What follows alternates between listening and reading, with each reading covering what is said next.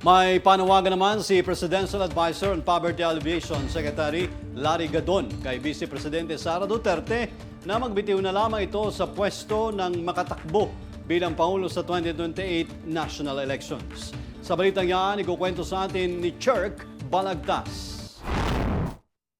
Nanawagan si Presidential Advisor on Poverty Alleviation Secretary Larry Gadon kay Vice Presidente Sara Duterte na magbitiw na lamang sa pwesto bago magsimula ang Senate impeachment trial. Sa kanyang video message, sinabi ni Gadon na makakatulong ito para makatakbo siya bilang Pangulo sa 2028 election. Hayag na hayag naman na ang kanyang mga violations. Paano mo i-explain yung Mary Grace Piatos na naka-receive ng 25 million na intelligence funds? Sinertify ng Philippine Statistics Authority na non-existent. 125 million ay spent in 11 days as intelligence funds. Aba, kahit nga yung PNP, yung AFP, yung mga police agencies natin, hindi nila kaya mag-disburse ng ganong kalaking pera in 11 days. Considering na meron pa silang nationwide network of intelligence people. Naman yung kanyang mga iba pang mga ginawang kasalanan, kagaya ng pag-i-issue ng grave threats sa President at kay First Lady Lisa at kay Speaker Martin.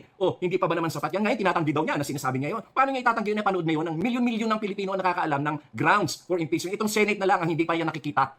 Ayon sa kanya, nangako si dating Presidente Rodrigo Roa Duterte na ipalilibing sinamayapang dating Presidente ring Ferdinand Marcos Sr. sa libingan ng mga bayani, kaya umano sila nagbigay ng suporta dahil wala naman din umano silang ibang pwedeng iboto. Ang mga boto rin umano mula sa Davao at ilang probinsya ay hindi sapat para makapaghalal ng isang presidente. Gustong-gusto ko siya tumakbo kasi gusto ko silang mapahiya na talagang wala naman talagang boto ang Duterte. Masyado lang silang nag-claim na number one, mga ganyan. Pero actually, hindi. Walang boto ang Duterte. In 2016, kaya lang nanalo si former President Rodrigo Roa Duterte is because dinala siya ng mga Marcos loyalist, ng Ilocanja. Kung wala yon, wala siyang boto.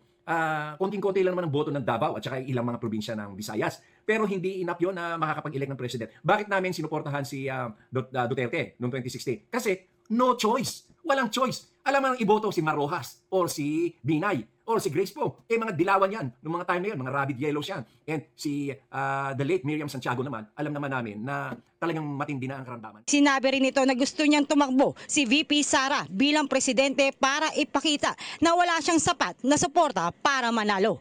Muli rin itong iginiit ang mababang attendance sa mga maisug rallies na nagpapakita na wala talagang tunay na suporta ang mga Dutertes. Ako si Cherk Balagtas para sa Kwentong Politiko.